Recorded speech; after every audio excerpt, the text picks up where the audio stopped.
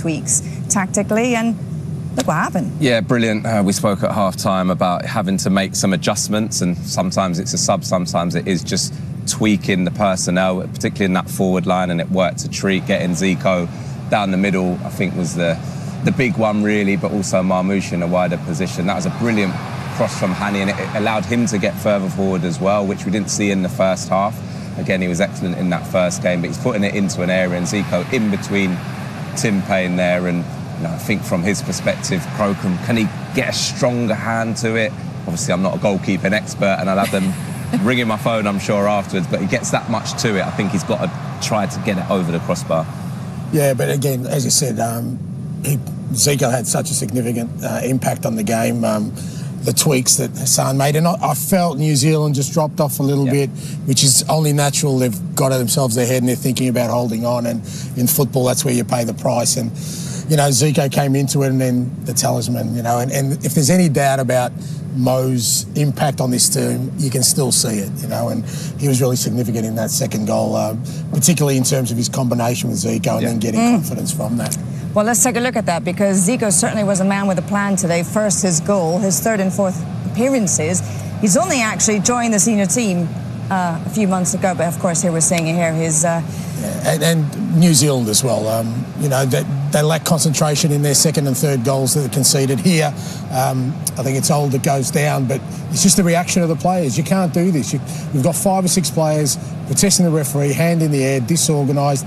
You've left a 3v3 at the back, and from there it's a Zico and Salah combination. Yeah, fantastic link up. You can see Zico here. He's just the one popping in. You can see Salah's who's pushing and giving that penetration. He now then gets into this little channel, and this is the one that we've seen over and over again. Just pops inside, lovely little combination, and then just guides it into that far corner. Absolutely brilliant. Textbook, trademark Mo Salah.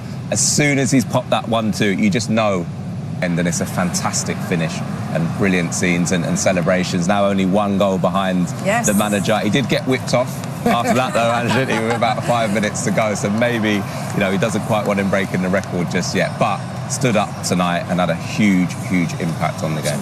So much so he won man of the match, I believe, as well for his efforts. So certainly a great result for Mo Salah. 68 goals now for Egypt, but of course there was still more to come. Trezeguet, you'll remember him, of course, former Villa winger. He came off the bench and became the first of a substitute to actually score for Egypt. And again, New Zealand will be kicking themselves, Joey, because we went through it and we had a look at their organisation and real miscommunication here. You see Trezeguet, he's free the whole time, and for him to get a free header in that near post area, but when you break it down, Joe, you'll see exactly what happened. Yeah, we can see Finn Surman here sort of gesturing. It's actually Tim Payne, probably looks like he's not in the right position, but once he's identified that Trezeguet is free, for me, Surman has to go and engage. He can see that he's free. I've got to be the one to be proactive. Yes, the setup isn't perfect, but he's close enough for me that he can go and affect Trezeguet's position. He doesn't, and it's a real cheap goal. And then look back on the goals they conceded tonight. Exactly right, and you made a good point that sometimes in set pieces you're so well organised, and then a sub comes on, and if that information hasn't been passed on, it just takes that moment of hesitation from Tim Payne. And then it normally does happen when it's a substitute that's involved. So Tim Payne would have had his man that he'd been dealing with throughout the game. Obviously, all of a sudden, Trezeguet's on. You could see the panic. He wasn't sure who he was supposed to be marking in that group. Unfortunately for him, he's reacted too late, and then that's when you need your mate there to sort of just make it up for you and can see that you're not quite in the position you are and go and deal with it. They didn't do that, and they got punished.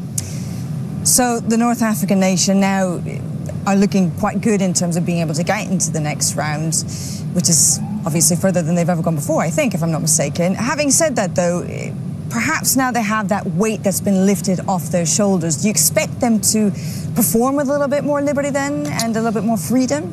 They'll get an enormous amount of belief for 2 reasons. One is, when you come from behind, you get even more belief out of a team because they had to deal with some adversity in that first half. But secondly, Joby said, your big players stood up. That's what you want in these tournaments. They get a lot of confidence, belief. So, a player like Zico grows now because he knows Mo's all of a sudden on it, and he's got a bit of momentum, and I'm sure Marmoush will feed off that. And they need those guys. For Egypt to keep progressing, you need your big players to perform, so they'll get enormous belief out of today. Absolutely. They were a fantastic second half. All right, well, after the break, England continue their preparations for their next. Tuchel said to them, he really straightened them out. It really was a game of two halves from England. Do you think then that Tuchel's actually found the solution to get England ticking for the remainder of the tournament?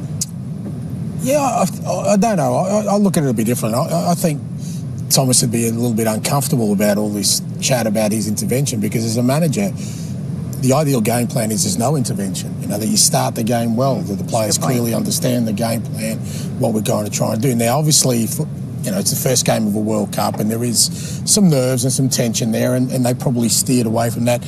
And all he's done is realign, well, we played a certain way getting here, we believe in certain things, let's make sure we focus on those rather than the outcomes. But I wouldn't think that he would like that scenario to happen again.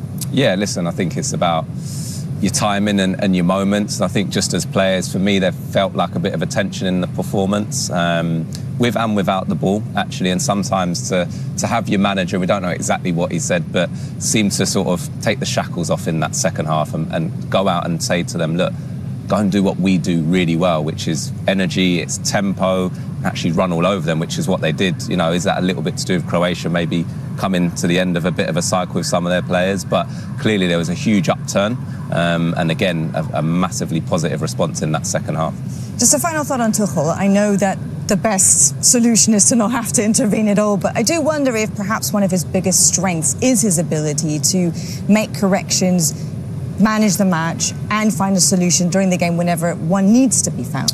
Look, he's a top manager, and absolutely that's part of his role on game day. But, you know, as I said, I don't think he'd like them to give a 45-minute start to a Spain or a France, or, you know, he'd want to make sure that, okay, we've had our moment. I think his meeting would be now about, look, we've had that 45 minutes where there was uncertainty. Let's be clear from now on that that kind of intervention shouldn't be needed by me or by anyone else within the group, because we know exactly, as Job said, we know what we're really good at.